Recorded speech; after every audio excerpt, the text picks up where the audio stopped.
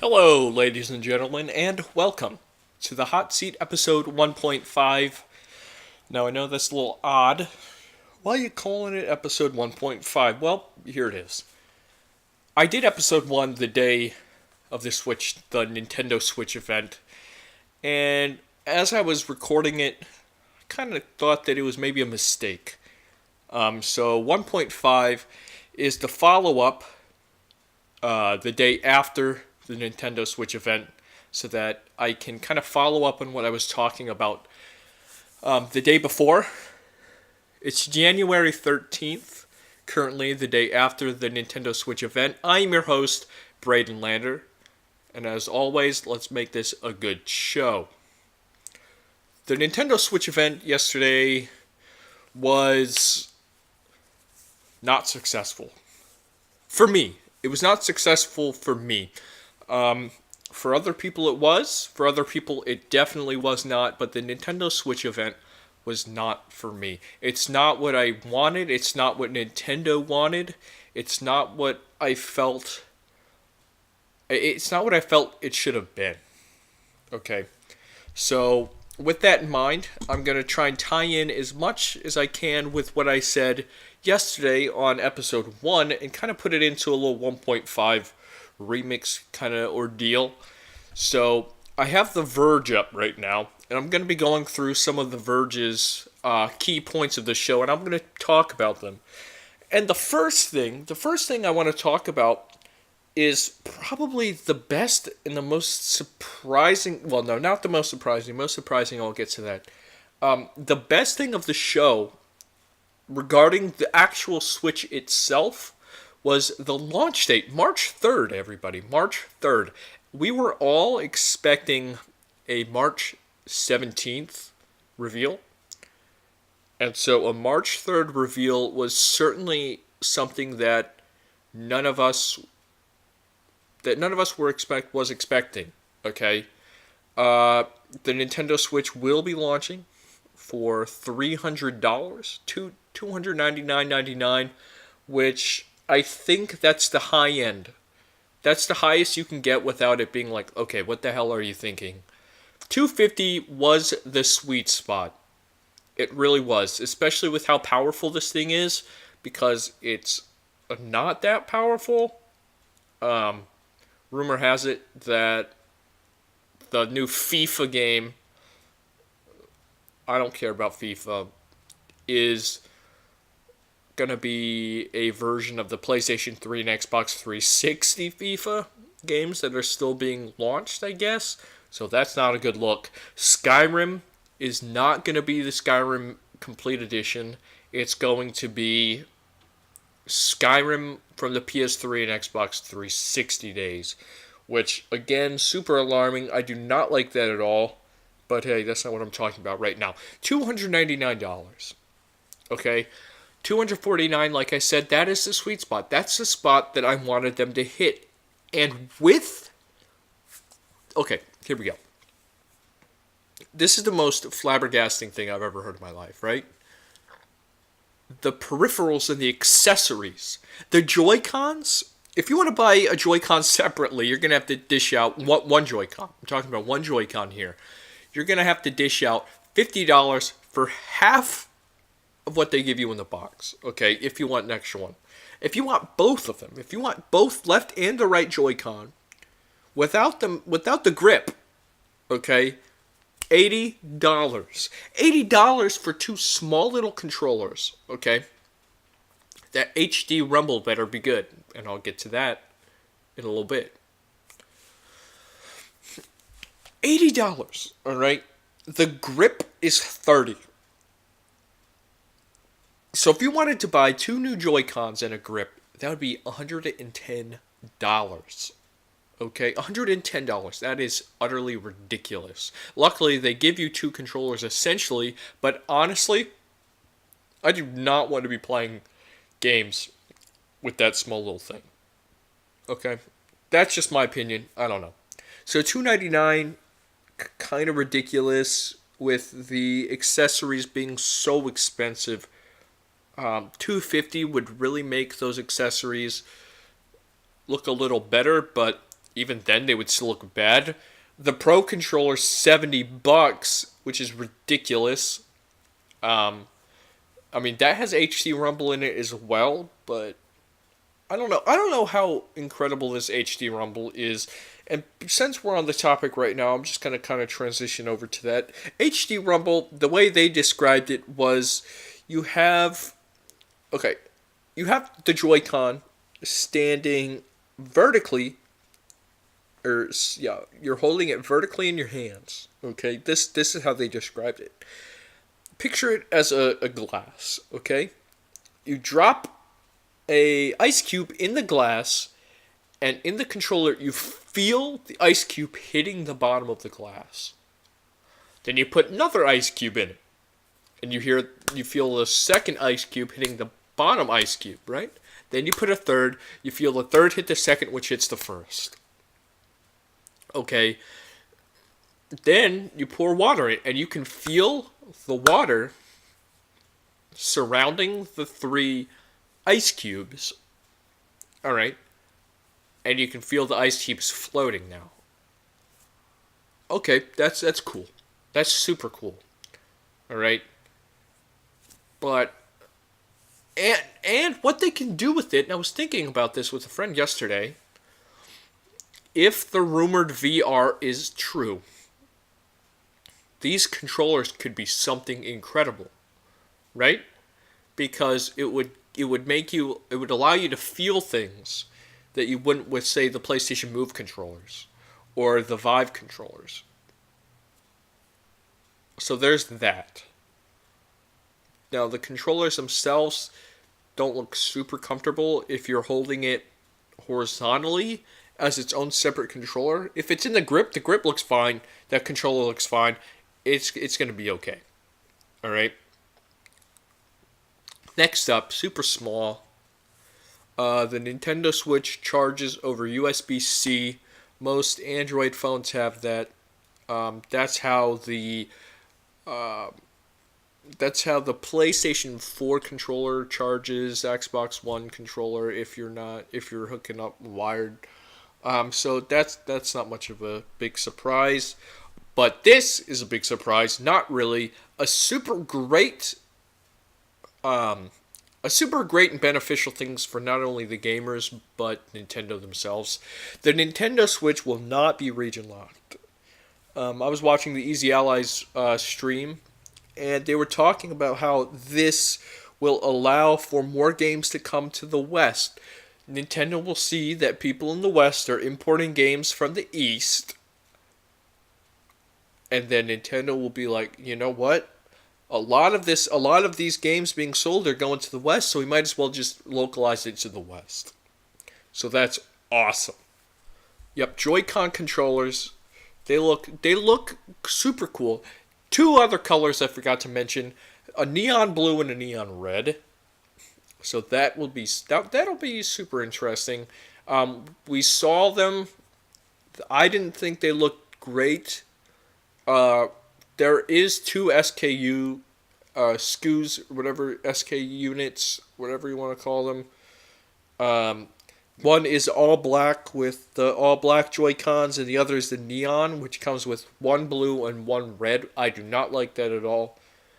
My OCD would go off the charts. So yeah. Now we kind of get into the games. Okay. ARMS. ARMS was my game of the show. Even with Mario and Zelda in it, but we'll get to those later. ARMS was my game of the show because it brought back the controller scheme of the Wii. And controller scheme, but more accurate, I guess you can say. ARMS is a boxing game, where these crazy zany characters have these spirally arms that just shoot out across the arena. You got to try and hit the other opponent. Super simple. It's going to be one of those games where it's easy to pick up, hard to master. You got upgrades, all that stuff.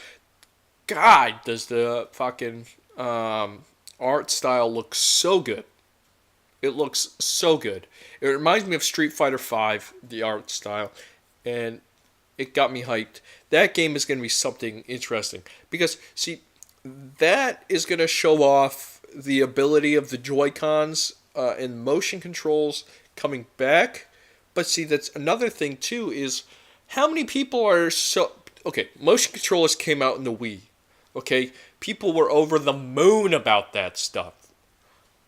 But now, years later, people don't care about motion controls anymore. It's all about the controller. And I'm with them. Controller is my go-to. The Wii remote and the nunchuck was awesome with the pointing and all that stuff. But controller is how I want to play a game. Excuse me. And so, how many people are going to be willing to move back over to, what do you call it? Oh, jeez. Move controllers, or, yeah, essentially. How are people going to go back to that? And are people going to go back to that? Are people going to be willing to go back to that? That's the question. ARMS is my game of the show. Oh, I forgot about that. Forgot about that game. Okay, we'll get to that. The biggest surprise is what I'm talking about, but I don't want to surprise it. ARMS looks awesome. I'm ready for it, though it is going to be interesting because the other person that you're playing, if you want to play split screen, is going to have another control, two other Joy-Cons. So there's going to have to be 4 Joy-Cons, but you can't do it online multiplayer. Online multiplayer, what a great segue I just created for myself. Paid online multiplayer. That's a thing now with Nintendo, everybody. That's a thing now. And their incentive is a little weird. I still don't fully understand this, so bear with me. You get one free NES or SNES game for 1 month. And the SNES game has online multiplayer, I guess. So that's a little weird. You only have it for a month. Again, that's a little weird. But, alright, I guess. How much do I think it's going to cost? 40. It's going to be 40 or 50. I don't see them going 30. I don't see them going 60. If they do go 60, well, I guess I could see them going 60, but I want them to go 40 or 50. I don't want them to do this at all, but if everybody else is doing it, it's making them money, then honestly, I see a problem, but I understand why Nintendo did it. Okay? See, the saddest part about this, though, is if Iwata was still alive, right? You would never have online multiplayer being paid for a Nintendo console. That's just unheard of with Iwata. But rest in peace. So, ARMS online gaming is paid now. Online gaming. You know what game has online gaming? Splatoon. Splatoon 2 was confirmed for the Nintendo Switch. And honestly, it did not impress me at all. Everything they showed looked like something that could have been updated into the game. You look at Call of Duty, you look at Battlefield, you look at Halo, you look at all of these games now, Smash even, Mario Kart even, where you have the base game, and you're putting out new courses, you're putting out new characters, you're putting out new weapons, and Splatoon, it's like, wow, okay, the hair is different, you got more kill streaks, you got more weapons, you got new courses and arenas and stuff, a new single player, but everything but the single player does not warrant a sequel. To me. you have to go. I feel like you have to go much crazier with it than what they did, and I don't see that. I don't see that with Splatoon 2. Splatoon 1 is awesome. Splatoon 1 captured that Nintendo magic that a lot of the things on the Wii U lacked. And so, Splatoon 2, not completely sold on it yet. You know what else I'm not completely sold on? Is 1-2 Switch? That was the best thing of the conference. Just that snap, that switch. So good, so satisfying, awesome. 1-2 Switch is Nintendo Switch's first exclusive title. It's a party game, and it's heavily using the Joy-Con, and it's not bundled with the console. This is Wii Sports. This is what the Wii Sports of the Nintendo Switch should look like. Okay? This is a game that you show people for them to get interested in the Joy-Cons themselves, the console themselves, or itself, whatever. This is that showcase game, like say, deep sea diving for PlayStation VR, right? That's what I showed to the first timers playing the PlayStation VR. That's what I give to my relatives and my friends and my colleagues when they want to try out VR, or until Rush of Dawn. But I mean, I feel like a dick if I do that.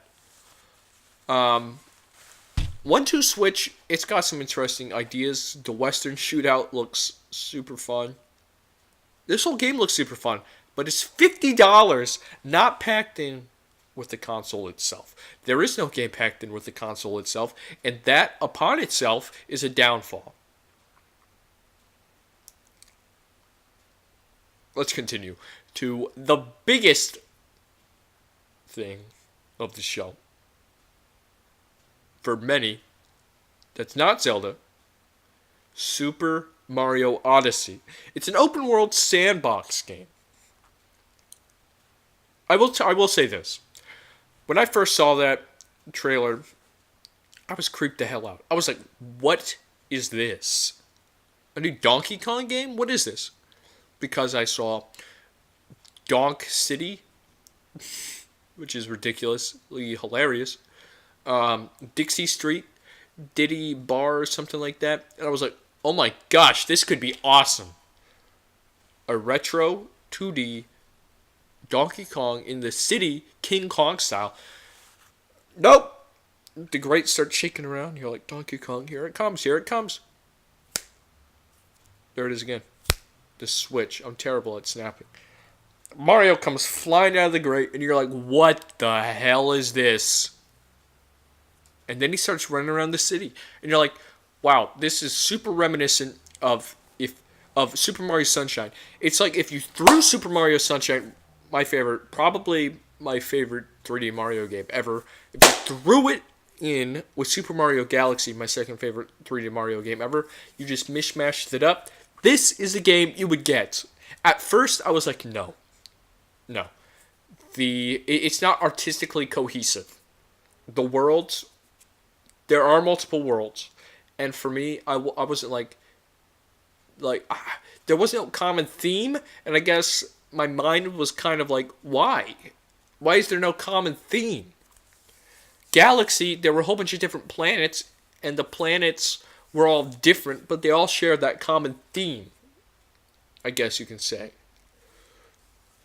These, without knowing from context, have no common theme. Alright? The gameplay itself looks fascinating. It looks fantastic. Excuse me. It really does. And I watched that trailer because I was like, I have to like this.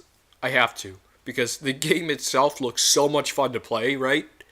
But the world itself isn't captivating me. I watched it a little bit. The city I've grown on.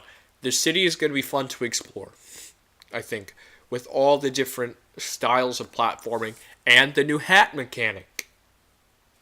There's a store in the open world called Crazy Caps. And you go in there, and I'm sure you switch on a new hat, and the new hat does something. That'll be your upgrades or your moves. That'll be your fire hats. That'll be your raccoon tail, your Tanuki Mario, whatever the hell that is. Okay? The hats are what that is. And what it will be in this game. The different worlds we saw was a Day of the Dead world, which was my favorite looking one. That's the theme I wanted the whole game to look like. That, like, artistically. Then there was a weird food level, like super polygonal, super strange, super colorful. I really liked it a lot. And then you had a forest, which was actually my least favorite. The forest itself looked amazing, but it did not fit Mario. It did not fit what Mario was. The industrial parts of it looked good, but the forest itself was just so odd looking. It was so photorealistic, and then you have these enemies and stuff which aren't. It was like the Good Dinosaur, where the Good Dinosaur, the environments were like, holy shit, this is fantastic, this is real. But these characters are off. Right? The city was weird because taxis everywhere. The city does not look good. Visually, it does not look good. Okay? Jaggies everywhere, which is weird because you had that Day of the Dead looking style with the anti-aliasing looked fine. And then you had the city, and it's like, well, what happened here? Okay? Who knows? Super Mario Odyssey is going to be a fantastic game. I can guarantee you. It's from the producer who did Super Mario Galaxy 1, Super Mario Galaxy 2. It's going to be fantastic. And I did do a 180 on it. Not in terms of gameplay, but in terms of style and location. Because that is going to be super interesting. It's going to be super varied, and I'm ready for it. I'm ready for it now. I didn't know what I want. Or I know what I wanted. I wanted Super Mario Galaxy 3, or something in the vein of that. And this is not that at all. This is Super Mario Galaxy mixed with Sunshine. And I didn't mix with Sonic Adventures. And I didn't realize I would like that. I didn't realize that's what I want, but I guess it is. And I'm getting it, and I'm excited for it. The big news of the night, FIFA will hit Nintendo Switch after years of passing up the Wii U. Biggest news of the year. We can move on instantaneously. Oof.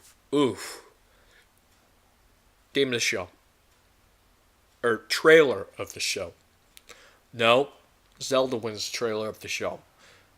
Mini trailer. A minute and 10-second trailer of the show has to go to Project Octopath Traveler. My god, that art style looks the best. It's the best looking Switch game that we've seen yet, artistically. You know what else RPG is coming to the Switch? By Monolith Soft. Xenoblade Chronicles 2! Not X Remastered. The Monolith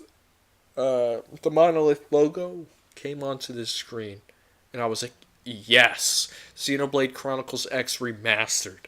Here we go. This is what I'm waiting for. This is why I didn't buy it on the Wii U. Because it was going to happen. Boom! This is not Xenoblade Chronicles X. This is a new game. And it was. It was a new game. It was Xenoblade Chronicles 2. This game looks awesome. It's weird that they showed it now because I didn't think that it was going to be released this year at all. But it will be. According to Nintendo and Monolith. 2017 it is. I'm going to say September. This is my most hyped Switch game. It really is. The world. I just got done playing Final Fantasy 15, and I think my favorite thing about that game is the world. No other RPG world has sucked me in, and now I am in the mood for RPGs. And Project Octopath Traveler and Xenoblade X2 look awesome. Look fantastic. I'm ready. Shin Megami Tensei 5 was announced. Not a big, not a huge Shin Megami guy. Shin Megami Tensei guy. I haven't played that much. That's why I'm not very well versed in the universe at all. But I would be willing to give it a go because I heard it's very fun. Fire Emblem Muso was announced. Not into Musos, but I can respect it. Fire Emblem, that's cool. That works. Dragon Quest Heroes 1 and 2. Dragon Quest 10 and 11. Disgaea 5. A tactical RPG was announced. So that'll be interesting. A game called Snipper Tits. Nope. Not Snipper Tits. Snipper Clips. My bad. That is a puzzle game. It's a puzzle action game, which is weird.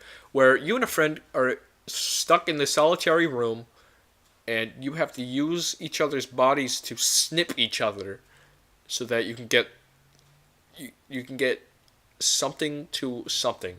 And there's some type of objective goal in the map or in the level. That's got great. Jeez, we're just leaving my mind today. So I don't know what I was gonna say, but it looks good.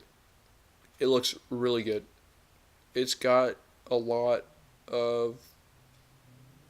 Nope, I don't know what the word is. Okay, so those are some of the interesting games. Okay. Then you got Suda51 coming out. With a game, I guess the translation for that part was so awkward. It was so weird. I felt bad for the guy because he had no idea what the hell he was doing. Or the translator. So that's going to be cool. No More Heroes 3 was announced, kind of. But arguably, the biggest thing they showed was Legend of Zelda Breath of the Wild. Wow. That was a bad one. Legend of Zelda Breath of the Wild was shown at the very end of the conference. And it had the best trailer I've seen in a very long time. Music was great. Voice acting was great. Everything was great. That game looks amazing. It does. I'm not a Zelda fan at all. I'm really not. Wind Waker, I respect that. A Link Between Worlds was great. I did play that one and I loved it. So that is exciting. Legend of Zelda Breath of the Wild looks fantastic. It really does.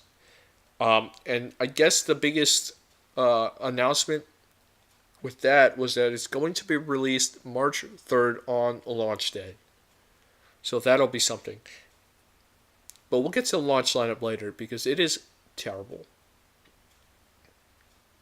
Zelda had to be a launch title because the launch title is not good. Mario Kart 8 Deluxe is coming to the Nintendo Switch on April 28th, 2017. Mario Kart 8 is the best Mario Kart game ever made. It's one of the best games ever made.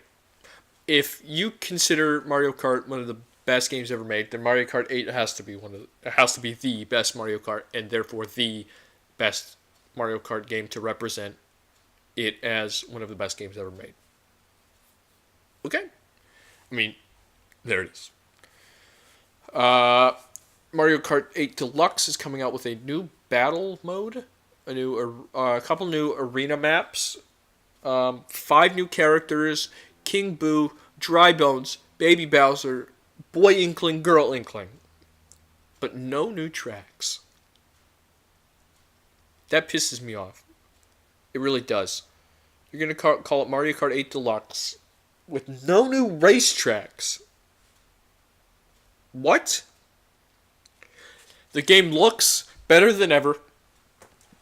No more jaggies. Lighting looks amazing. Textures look great. But no new tracks. Can I warrant a $60 purchase on that game? I don't know. I don't know. I don't know if I could warrant a $60 purchase on Splatoon. I don't know. If Mario Kart 8 Deluxe is $40, I'm in instantly. Instantly. Because that's how much it should be.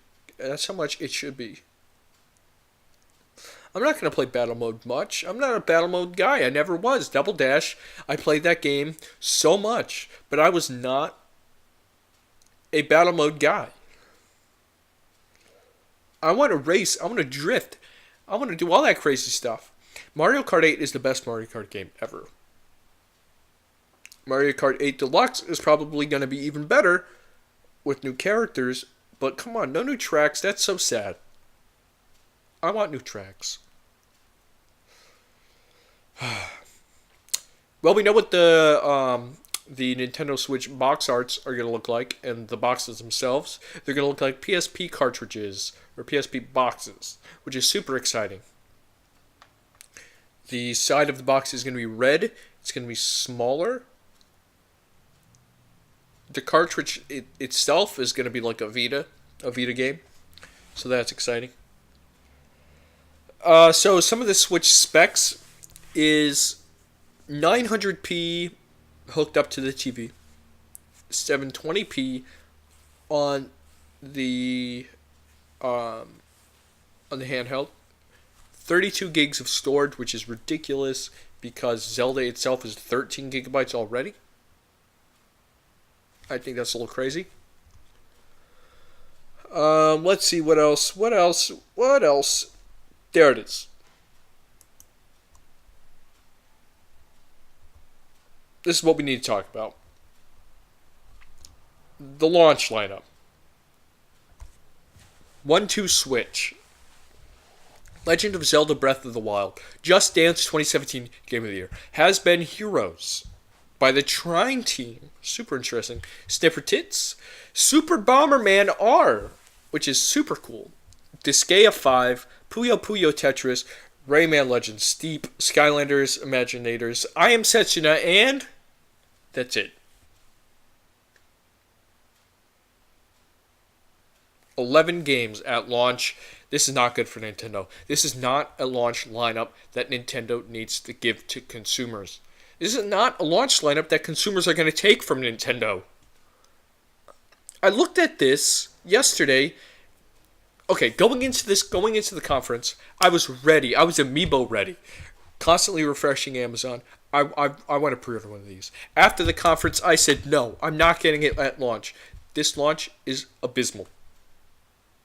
Later today, I was thinking and talking on a Discord chat, and I was like, you know what?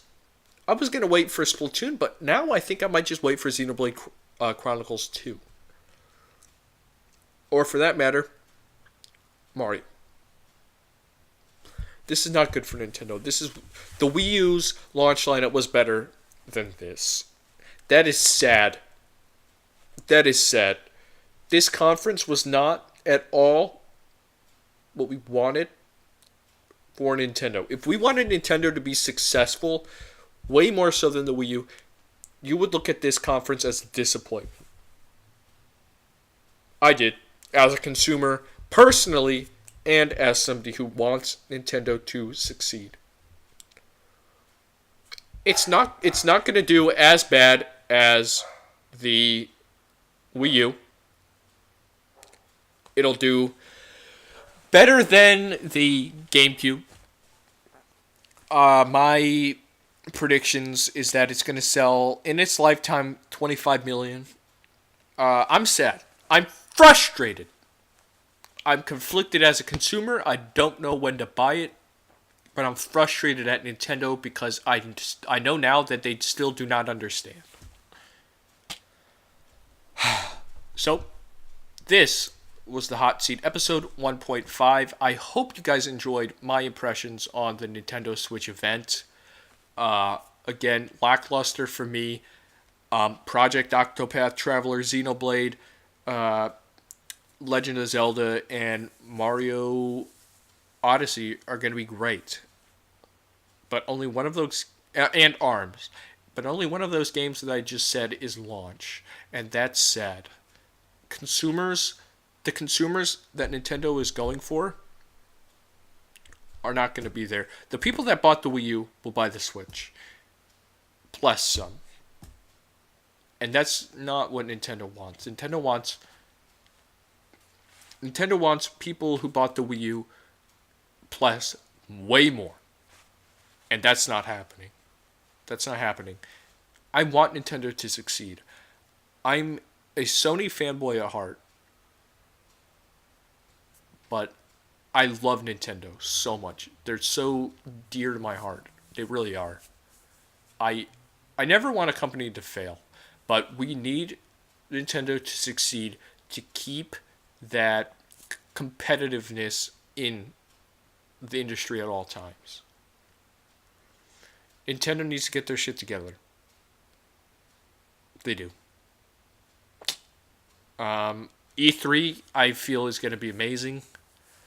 Until next time, this was Braden Lander, Hot Seat episode 1.5. Thank you for listening.